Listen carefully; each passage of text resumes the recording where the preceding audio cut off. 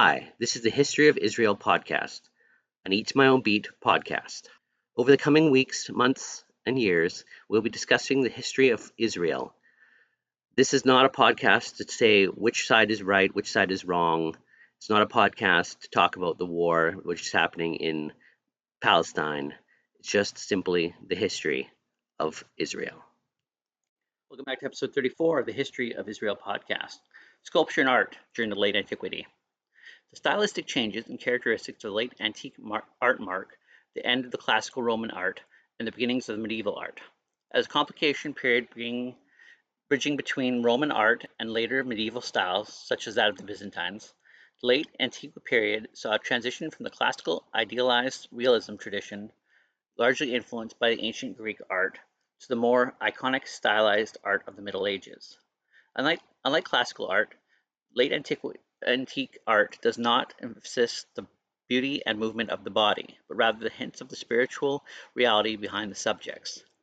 Additionally, mirroring the rise of Christianity and the collapse of the Western Roman Empire, painting the freestanding sculpture gradually fell from favor in the artistic community, replacing them with greater interest in mosaics, architecture, and relief sculpture.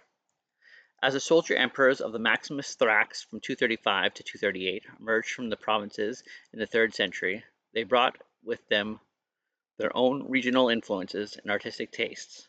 For example, artists jettisoned the classical portrayal of the human body for one that was more rigid and frontal.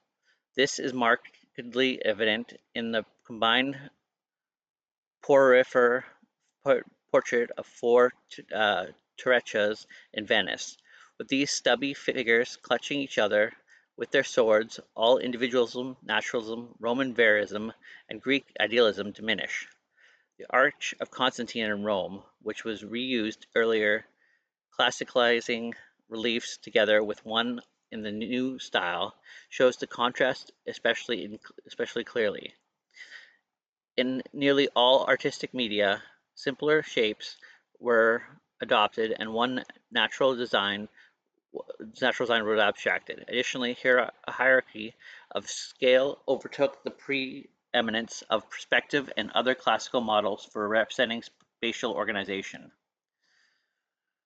From circa 300, early Christian art began to create a new public forms, which now included sculpture, previously distrusted by Christians as it was important pagan worship. Sarcophagi carved in relief had already become highly elaborate, and Christian versions adopted new styles, showing a series of tightly packed scenes rather than an overall image, usually derived from Greek history painting and its norm. Soon the scenes were split into two registers, as the dogmatic sarcophagus or the sarcophagus of Junius Bassus, the last of these exemplifying a partial reveal of classicalism. Nearly all of these more abstracted conventions could be observed in the glittering mosaics of the era, which during the period moved from being decorated derivative from painting used on the floors and walls likely to become wet, the major vehicles of religious art in churches.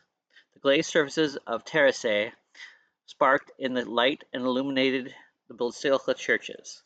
Unlike their fresco predecessors, much more emphasis was placed on demonstrating a symbolic fact rather than on rendering a realistic scene.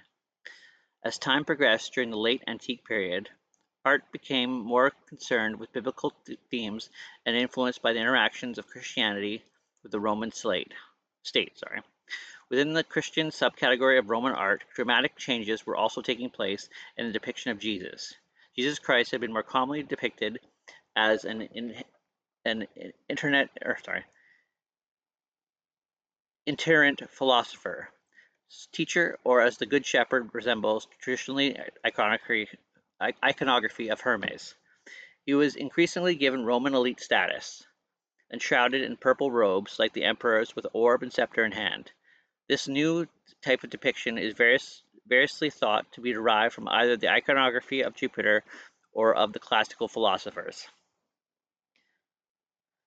As for luxury art, manuscript illumination or vellum and parchment emerged from the 5th century, with few manuscripts of Roman literary classics like the Virgilius Vaticanus and the Virgilius Romanicus. But increasingly Christian texts, of which Quedlinburg, Italia fragment from 420 to 430 is the oldest survivor. Carved ivory depicts were used were used for secular subjects, as in the imperial or consular depictions presented to the friends, as well as religious ones, both Christian and pagan. They seem to have been especially a vehicle for the last group of powerful pagans to resist Christianity, as the late 4th century Samachi Nicoamji depictic. Extravagant hoards of silver, plate are especially common from the 4th century, including Meadowhall treasure, Esquiline treasure, Hoxton hoard, and the imperial mausoleum of Theodosius I. This has been the History of Israel podcast. Check back every Wednesday for new episodes. We're available on Apple, iTunes, Google Podcasts, as well as Spotify. We also have each episode streaming on YouTube. Like, subscribe, comment, and share. We're available on eatmyownbeat.com as well as the History of Israel podcast on Facebook.